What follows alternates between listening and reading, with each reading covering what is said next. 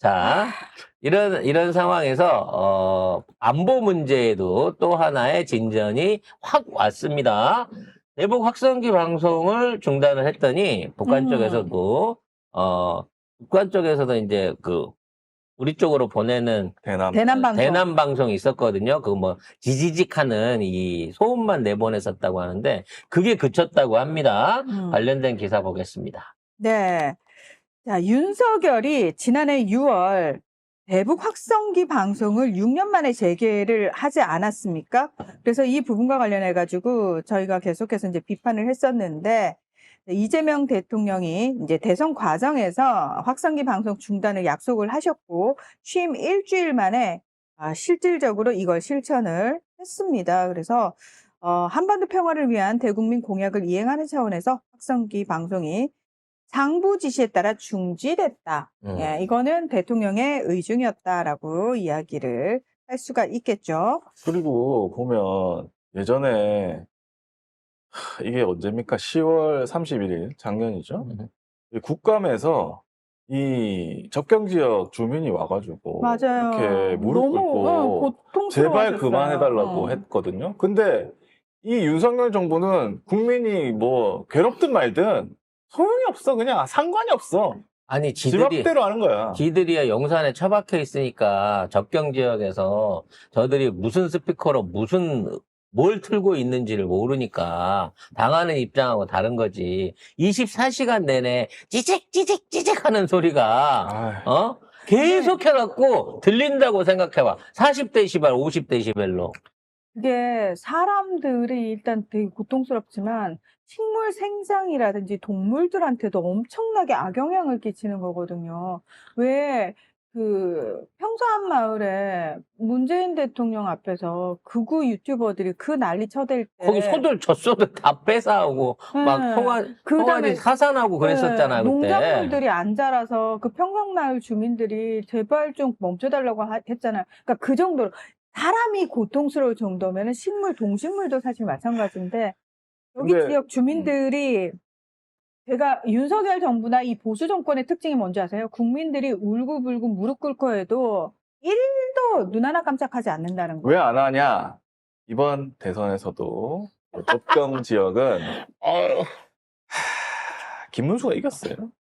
자, 보면 화천, 철원, 양구, 인제 다 김문수가 이겼습니다.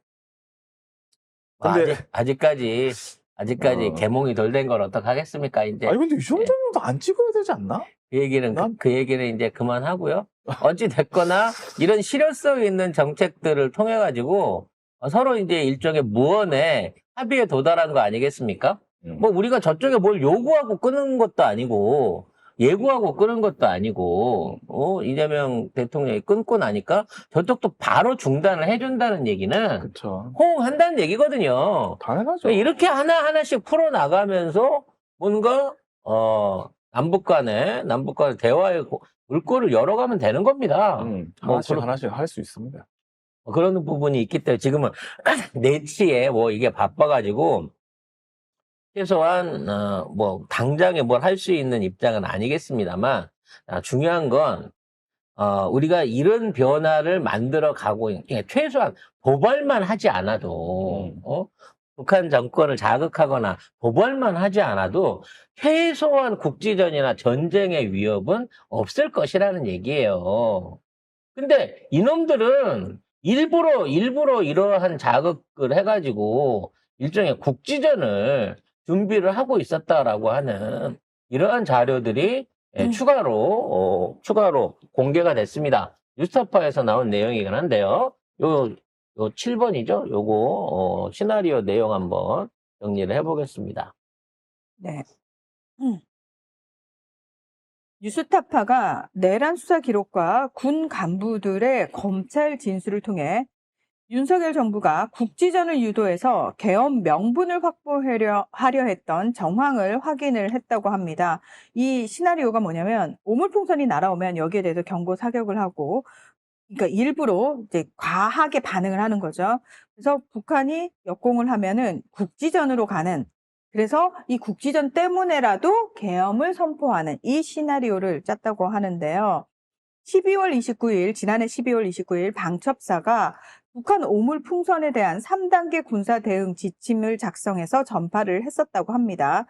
김용현 전 국방장관이 그 앞에 11월 17일에 북한 원점 타격 계획을 하달을 했고요. 그리고 그 다음날 여인영 사령관이 실시간 상황 공유 지시를 하고 비화폰 단톡방을 개설을 했다고 합니다. 그러면 윤석열은 여기서 어떤 역할을 했느냐? 11월 9일 국방부 장관 공관회동에서 비상계엄 외에는 방법이 없다. 라는 멘트를 실제로 했다고 합니다. 자, 합참은 여기에 대해서 소극적이고 좀 소극적으로 반응을 했다고 하는데요. 대응 방식을 변경을 하자라고 제안을 했지만 방첩사가 독자적으로 위기가 지금 굉장히 고조됐다라는 식으로 분위기 조성을 했다고 합니다. 그러니까 윤석열이 이 김용현, 여인영, 곽종근, 이진우 뭐 이런 모인 자리에서 먼저 비상계엄에는 답 없다 이렇게 하니까 그 다음에 김용현이 국가 원점 계획을 가져오고 여인영이 그 다음에 단톡방 만들고 비화폰하고 단톡방 다 개설하고 그 다음에 오물풍선 3단계 방첩사가 이제 3단계 군사 대응 지침을 작성하고 이걸 전파했어요. 미친놈들이야 이거. 전쟁하려고 했어 진짜로. 이게 작년 5월 이후부터 어떻게든 계엄을 하려고 했는데 지금 평시 계엄을 하려고 하면 그게 국가 혼란 사태가 없잖아요. 그렇죠. 사실상 우리가 퇴진 시위는 하지만 우리가 무슨 뭐 폭력 시위를 하는 것도 아니고 예전처럼 뭐 공경이 배치를 해갖고 서로 막 물대포 쏘고 이럴 상황도 안 만들어지니까 외환죄를 일으키려고 한 거야. 그래서 무인기도 보내보고 헬기 갖고 저공 비행도 해보고 포 사격도 막 서로 상대방 중립지구에다 쏴보기도 하고 많이 했어. 그 기간 동안에 도발해본 것들을 보면 진짜 용케도 참았다 싶을 정도로 진짜 어떻게 참았냐. 진짜 북한이 잘 참았어요. 그래서 제가 방송 나가서 항상 그 얘기를 하거든요. 북한 김정은 위원장 입장에서는 전략적 인내를 선택한 거다.